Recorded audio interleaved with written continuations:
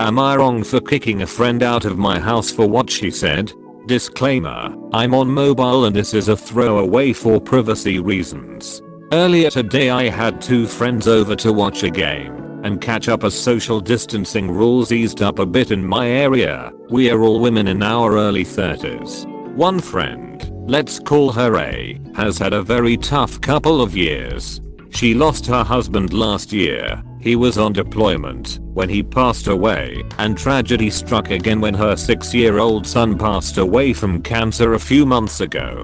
Needless to say, she was and still is devastated, and this was the first time she felt like hanging out since the loss of her son. My other friend, let's call her B, is very traditional and religious, while friend A and myself are not religious at all.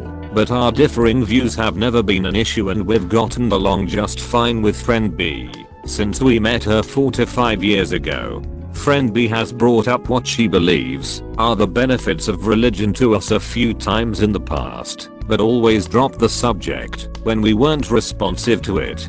Neither friend A or I ever held any ill feelings towards her about this as she wasn't too pushy with her beliefs. On to the situation that took place today. We were listening to friend A pour her heart out and doing our best to console her while being a shoulder to cry on. Friend A, through tears, said I don't know what I did wrong in my life to deserve to lose her husband and son. Instantly, friend B exclaimed, well, I can tell you that. You didn't allow God in the Bible into your life, so God punished you for it. Can you blame him? Friend A just looked at her in awe. I lost it. I yelled at her that what she said was totally uncalled for and unbelievably hurtful. Then I got up, opened the front door, and told her to get the hell out of my house and never contact me again. She tried to backtrack and say that she wasn't trying to be hurtful, but I wasn't having any of it. I yelled again, just get out of my house right now. Don't make me throw you out like a piece of trash. She huffed and left.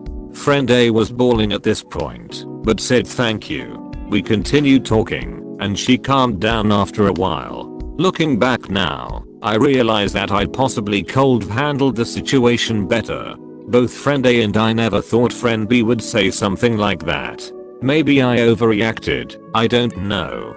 Am I wrong? Edit, I didn't expect this to take off as much as it did, and I really appreciate all the comments, messages, and awards.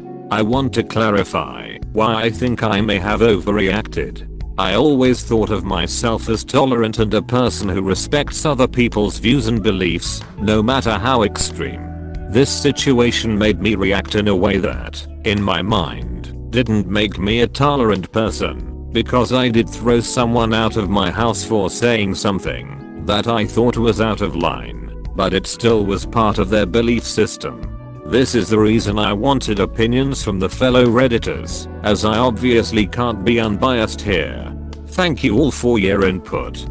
And now for the update. It's been a few weeks since the situation happened, so I will start off by saying that friend B did not apologize to friend A for what she said. Matter of fact, she hasn't reached out to either one of us since then. We also didn't reach out to her.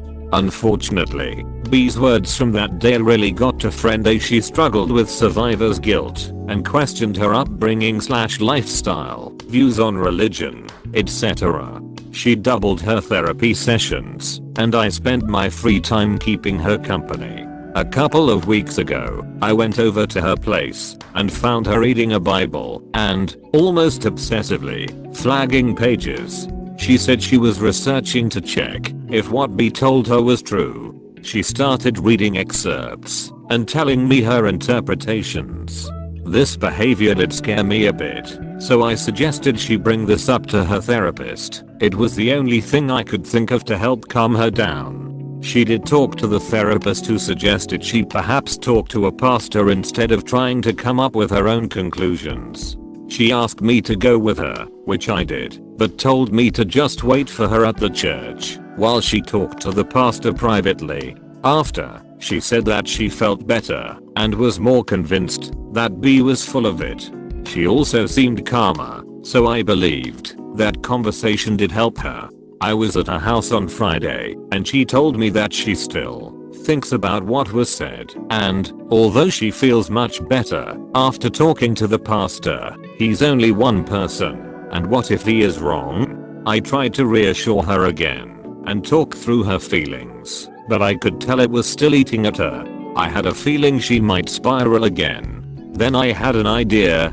I told her about the post I made on here and explained why, how it works, etc. She's not a Reddit user.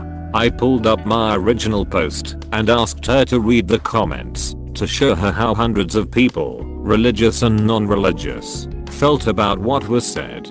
We spent the evening reading each comment. She cried, she laughed, she was surprised and overwhelmed at the amount of support and reassuring words from all these strangers. I could tell she was more and more relieved as we read. She has been in a much better state of mind since then. So seeing hundreds of people disagree with B's words definitely had a positive impact on her.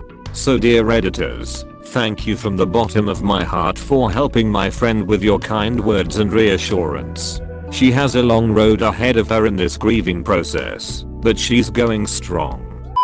Did you like this video? If so, consider subscribing to Reddit Reddit. We upload new videos and updates every day. Thank you for watching.